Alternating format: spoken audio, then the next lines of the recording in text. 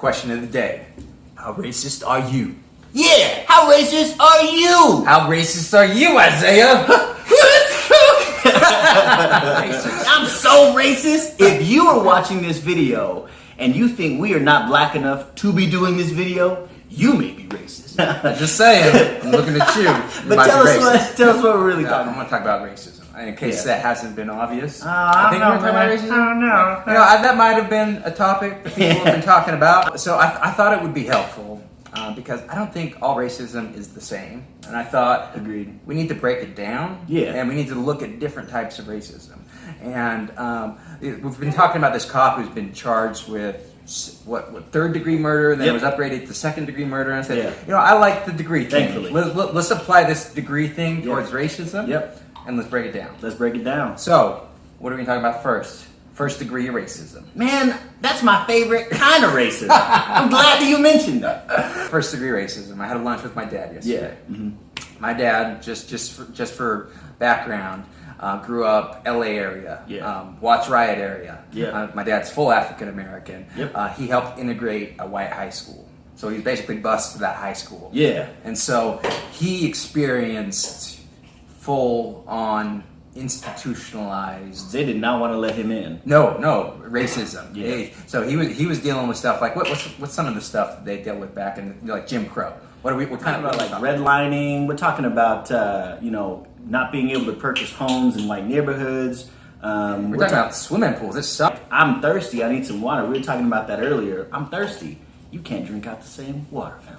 Can't take a dump in the same toilet. Oh man, you probably didn't want me taking a dump in your toilet. Don't put your brown bum, put your brown stuff in this white toilet. Racism that was legalized.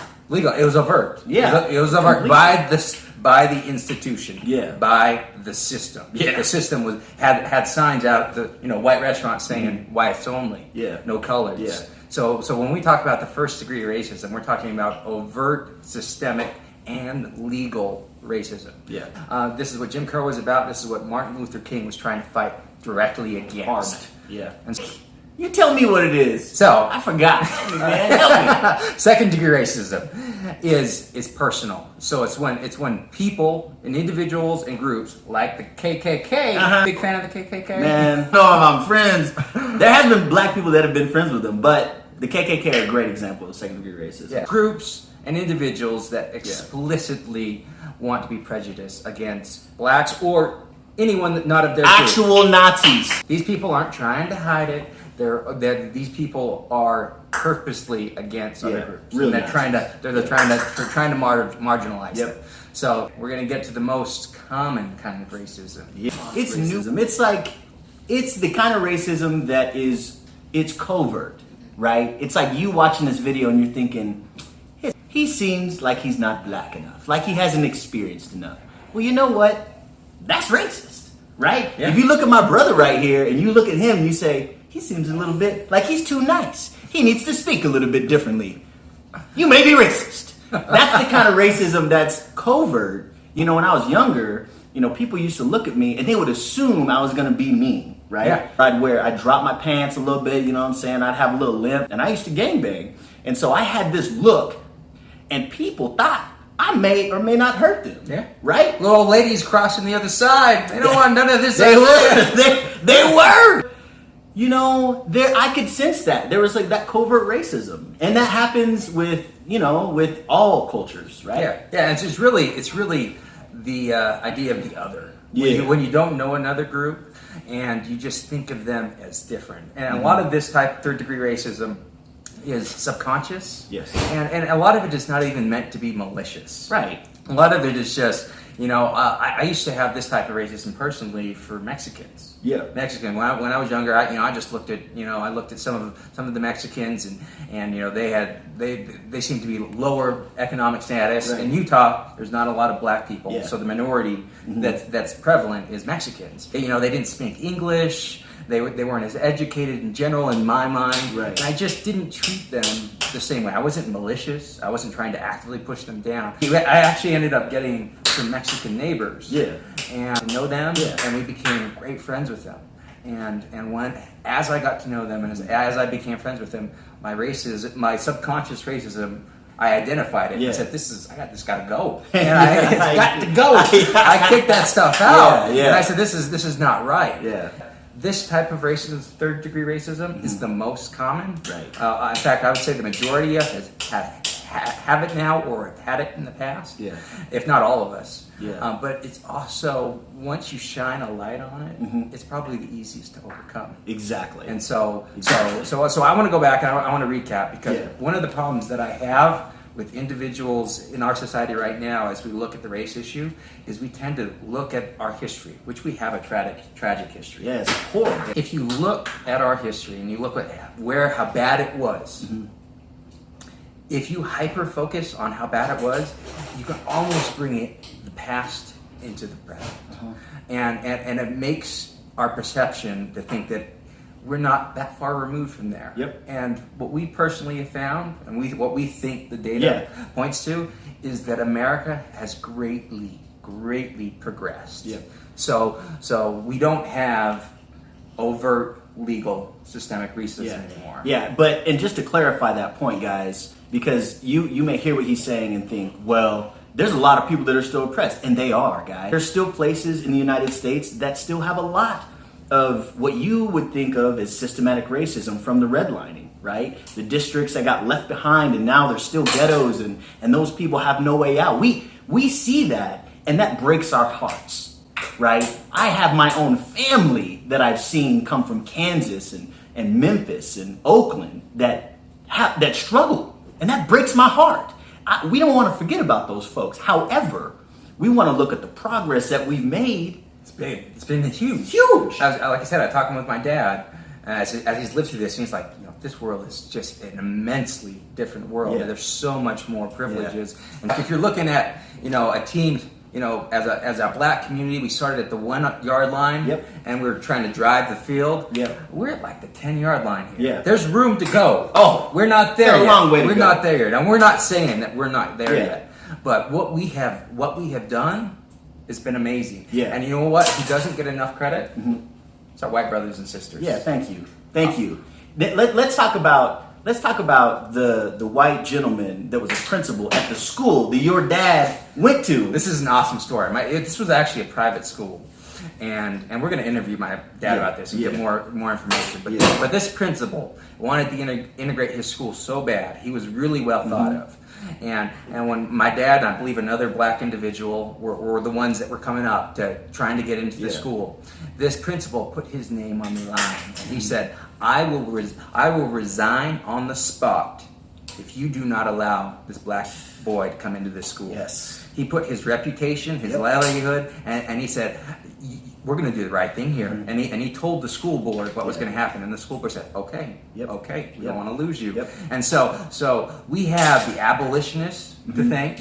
We have Abraham Lincoln to thank. We have the people that stood with Martin Luther King to thank. And so I want my bright brothers and sisters to say, we demonize white society from the past. Agreed. And some of that is accurate. People did some terrible things. Wicked awful. But we worked as a white and black society together to make things better. And we need to continue to do that now. I agree. We need to do that, and we need to stop creating these divisions, and we need to find ways, how do we do the right thing? Whatever the right thing is. And so you guys know, this is not something that we're not taking a hard stance on. We shouldn't be doing peaceful protests. We think protesting is how a lot of the good has happened, right? In our movement. However, we have to separate ourselves from the violence, because me and Rashago, we're nonviolent, right? I mean, if you come into our homes, we'll defend ourselves. And it's a last resort, an extreme last resort. Absolutely. However, there's something to protest. There's something to, being there and standing for something. But we're going to clarify that and say, we need that.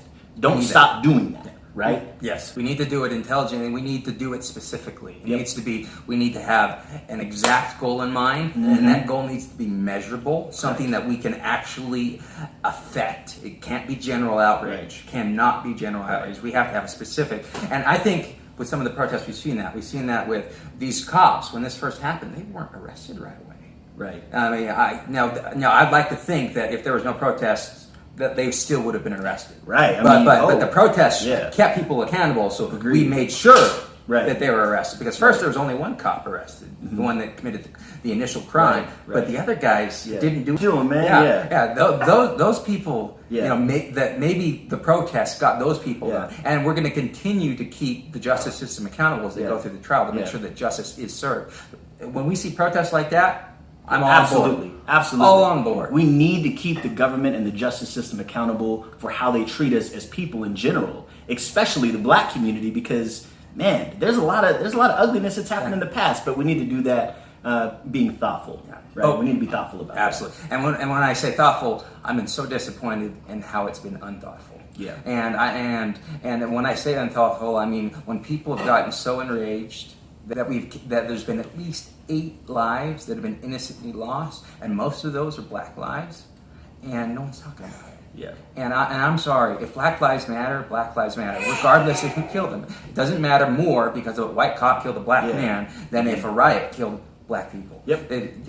Lives matter. They do or they don't. Yeah. And so I'm inviting everyone to condemn the violence. And we're hurting our cause when we want to riot and say that this unjust cop killed this individually unjust, but we don't do the same. We aren't upset when the riot and the mob gets out of control. Yeah, and black folks are killing other black folks. Come on, man. I mean, come on, man. No double standards. We're better than that. Right. We are better than that. Right. And so, So, in addition to that, to end this, we've gotten a little bit of feedback that some people don't think that we're black enough. And that just because we're not towing a narrative that a lot of the community is towing, that we really don't have white, because I'm half white and he's half Puerto Rican.